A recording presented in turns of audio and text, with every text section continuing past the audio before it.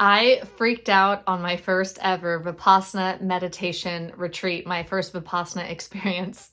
Hello, welcome to Sobriety Bestie. I am Kirsten, and I want to tell you about freaking out or being nervous and scared of doing a Vipassana in the first place, or what actually it looked like when I did freak out. And I had a hard time. The inspiration from this video comes from all of you courageous folks out there who have been asking me about going to Vipassanas, but expressing anxiety or hesitations or fear. And I think a lot of us, if you're like me, right? But I think a lot of us, what it is we're afraid of what we might find. Like there's this, like for me, I felt like I might find something really bad inside, or is it okay to be with your mind that much? There's all this fear can come up over going to Vipassanas, and we can feel like trapped or stuck or afraid of the unknown.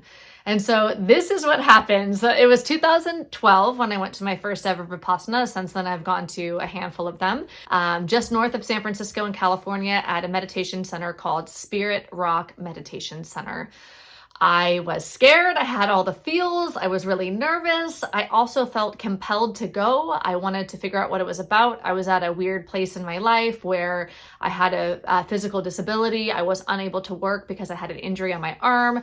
So I started running, and then I did a half marathon, but I hurt my hip, so I couldn't run. And so I was like, right, maybe I'll just sit for a while, right? So I had all this motivation, and maybe there's reasons in your life, if you're thinking about doing a Vipassana, why you might want to go have this deeper experience with meditation. And so wherever you're at in your journey, let's get right into it. So first of all, I wanted to run. That was my response to the Vipassana. I literally did run. Now, to be clear, the rules, like the schedule was something like this, like wake up at 6 a.m. was like the first meditation, something like that. And then walking meditation, sitting meditation, walking meditation, breakfast, mindful eating, and then sitting, walking, eating, sitting, walking. And then there was like a Dharma talk at night, and then a meditation, and then sleep. So you were either sitting, walking, or eating, pretty much. And by walking, it's like a slow guide, like a walking meditation where you're moving really slowly. Everybody's outside, and it's part of the meditative experience.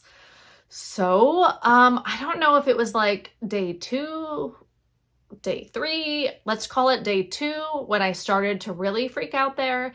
And I just felt like I can't do this. It's too slow. My mind is racing too much. I have so much going on, like upstairs.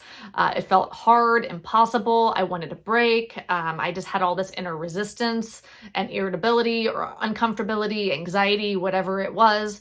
And so I put on my yoga pants. They had a little bit of a bell at the knee, these pants, like 10 years ago.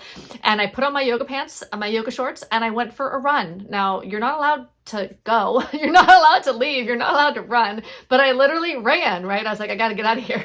So I'm not recommending running out of the retreat center. I'm just telling you what I actually did. So I went for a run. I'm jogging in the woods. I feel like maybe if I get some exercise, it'll make me, I'll feel better or something, right? And as I'm running through the woods, like behind the meditation center, I get stung by a bee. It flew up that little bell in my pants, and it went into my leg, and I kind of collapsed because it was quite painful. And I sat there and I looked at this like dead bee dangling from my leg. I pulled it out and I hobbled back. It turns out that I'm quite allergic or moderately allergic to bees. So my entire leg puffed up, like from my knee to my ankle was like this big red puff. And so I went to the kitchen, and I showed them my leg, and I was like, can I talk? Like, I don't know what to do. I was so in my head, like, am I going to die? Do I need to go to the hospital? And so they ended up like doing this like baking soda water paste on my leg to help with the itching. And then they wrapped it in saran wrap. Meanwhile, everybody's meditating in the hall. Nobody else like went running in the woods. And so when everybody comes out for the walking meditation, I'm like legit, wearing shorts, hobbling with this saran wrap, plastic, white, puffy leg situation. You're not supposed to look at other people. It's supposed to be like mindful silence or, not giving other people attention as part of the experience. So people are kind of looking at my leg and trying not to. And it was so uncomfortable. But at that point I couldn't run.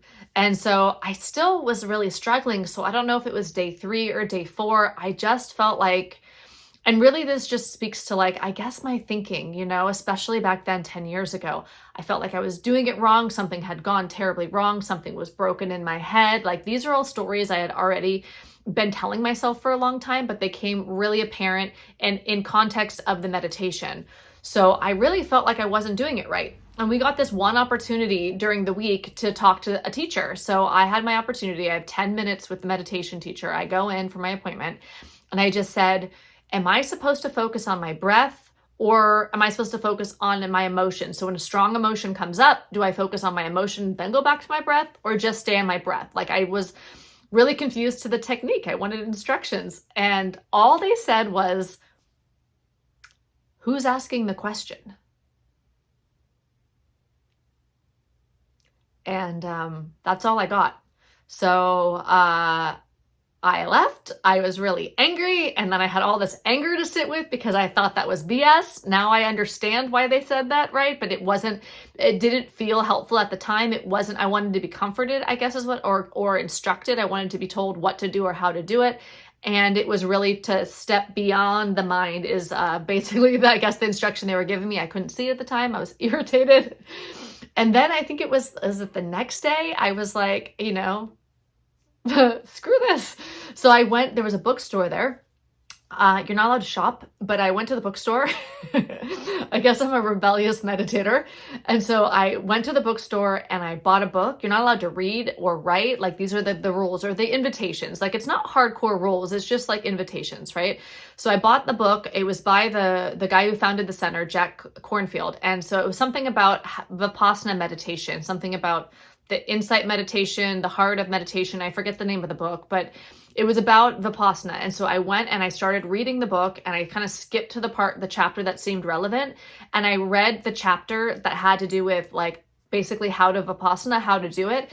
And I was like, oh, I am doing it right. Okay, got it. So then I put the book down. I felt comforted, like I had guidance, I had instruction, didn't read the rest of the book. And then I went to the meditation hall and the walking, sitting, and I finished the retreat. It wasn't easy.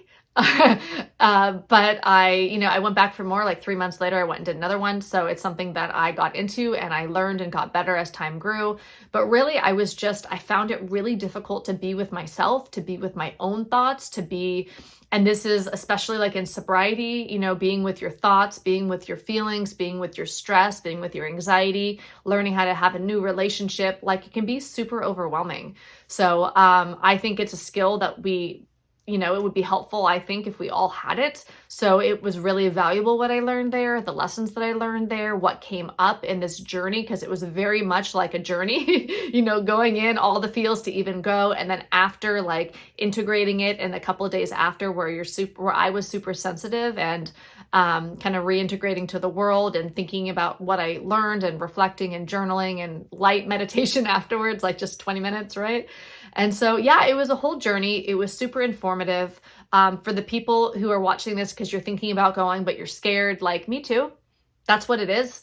If you're not scared, that's awesome. We all have our own experience when we do things like this. I think it's been one of the most impactful things I've ever done or most important, right?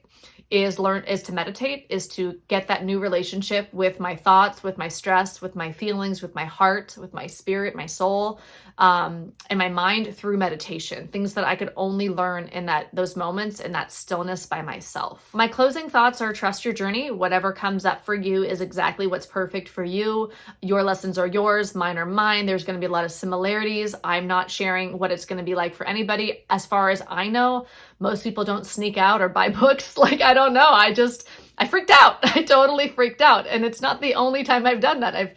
I snuck out of other meditation centers because it's hard. It's been hard for me. It's not that it's not doable. It's that I realized in the journey that I needed to make my own modifications so that I could actually make it through to the other side, right? Some people leave and don't come back. For me, I finished every one I started, but sometimes I needed to adjust it so that adjust the intensity, which is something that we can totally do in whatever way. Now, I'm not suggesting that you break the rules, or I'm not suggesting that you break out of the retreat center, sneak out, go for a run, buy a book, read a book. But that's what I did. That's what I did. That's what it looked like for me. I would love to hear from you in the comments. Have you done a vipassana before? Was it easy? Was it hard? What helped you when it was hard? If it was hard, how did you get through the hard parts? What did you learn? Any sort of wisdom that you want to share in the comments would be super cool. Also, if you're interested in changing your relationship with your inner world, this would probably be even good to do before you go on to Vipassana. I have a roadmap. It's my roadmap to freedom, sobrietybestie.com/roadmap. I'll teach you how to go through changing your relationship with your inner world. This is what, it would have been really helpful if I had had that roadmap before I did my first Vipassana. And of course, wherever you're at on your journey, I wish you much peace and much freedom.